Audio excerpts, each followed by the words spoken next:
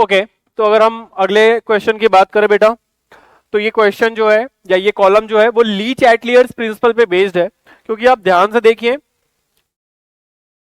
चारों ही जगह पे हम देख रहे हैं कि कुछ ना कुछ आप चेंज कर रहे हैं प्रेशर में या वॉल्यूम में, और साथ में डायरेक्शन ऑफ द इक्विलिब्रियम लिखी गई है कि किधर शिफ्ट हो रहा है।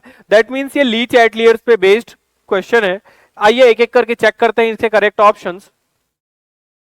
तो अगर हम बात करें बेटा फर्स्ट ऑप्शन की, तो फर्स्ट ऑप्शन में लिखा गया है कि अमोनियम आयोडाइड जो सॉलिड है वो अमोनिया और HI गैस में ब्रेक होता है।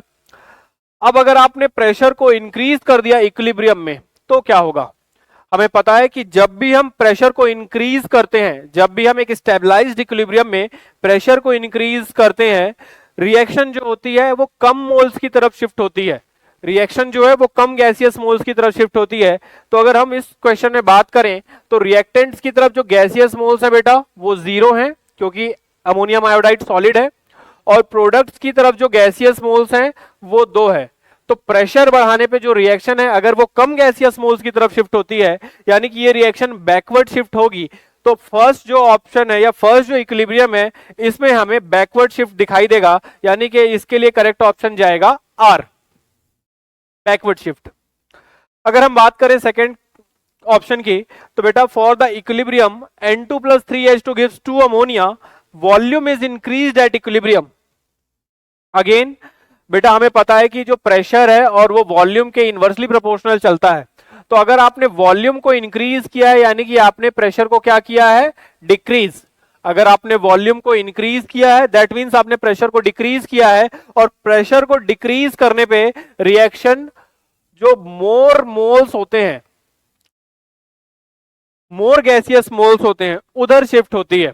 अगर आपने volume of the container increase कर दिया दैट मींस आपने सिस्टम का प्रेशर डिक्रीज कर दिया, और जैसे ही सिस्टम का प्रेशर कम होता है रिएक्शन प्रेशर को बढ़ाने के लिए मोर गैसियस मोल्स की तरफ शिफ्ट होती है। यानी कि इस क्वेश्चन में अगर हम बात करें तो हमें बेटा रिएक्टेंट साइड तो 4 गैसियस मोल्स दिख रहे हैं और प्रोडक्ट्स की साइड हमें 2 गैसियस मोल्स दिख रहे हैं। तो अगर रिएक्शन को मोर गैसियस मोल्स की तरफ शिफ्ट होना है यानी कि रिएक्शन को यहां पे बैकवर्ड डायरेक्शन में शिफ्ट होना पड़ेगा, यानी कि अगेन इसके लिए भी हमें जो ऑप्शन टिक करना होगा that will be our, backward direction. अब अगर हम बात करें बेटा थर्ड इक्विलिब्रियम की, तो थर्ड इक्विलिब्रियम में आप ध्यान से देखिए इनर्ट गैस एडिशन की बात की गई है, और इनर्ट गैस के एडिशन को भी कांस्टेंट प्रेशर पे दिया गया है। तो हमें पता है कि जब भी कांस्टेंट प्रेशर पे इनर्ट गैस को ऐड किया जाता है तो रिएक्शन ऑलवेज गैसियस मोल्स की तरफ शिफ्ट होती है जो ज्यादा हो। कांस्टेंट वॉल्यूम पे इनर्ट गैस का कोई भी इफेक्ट नहीं होता, और कांस्टेंट प्रेशर पे इनर्ट गैस ऐड करने पे रिएक्शन हमेशा मोर गैसियस मोल्स की तरफ शिफ्ट होती है। इस रिएक्शन में अगर हम मोर गैसियस मोल्स की बात करें तो ध्यान से देखो रिएक्टेंट की तरफ भी 2 मोल्स हैं और प्रोडक्ट की तरफ भी गैसियस मोल्स कितने हैं? 2। रिएक्टेंट की तरफ भी गैसियस मोल्स हैं 2 और प्रोडक्ट की तरफ भी गैसियस मोल्स 2 हैं, यानी कि दोनों तरफ ही गैसियस मोल्स इक्वल है। यानी कि इस रिएक्शन पे कोई भी डायरेक्शन ऐसी नहीं है जिधर ये इक्विलिब्रियम शिफ्ट होगा, यानी कि नो शिफ्ट इन इक्विलिब्रियम हमें टिक करना होगा, और correct option will be Q.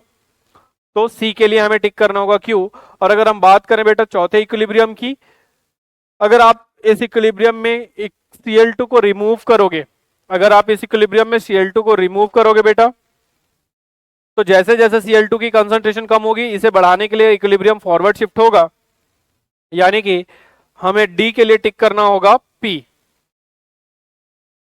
तो अगर हम मैच करें ए के लिए आर और बी के लिए भी आर, ये हमें सिर्फ फर्स्ट ऑप्शन में दिखाई दे रहा है, और सी के लिए क्यू और डी के लिए पी भी फर्स्ट ऑप्शन में अवेलेबल है।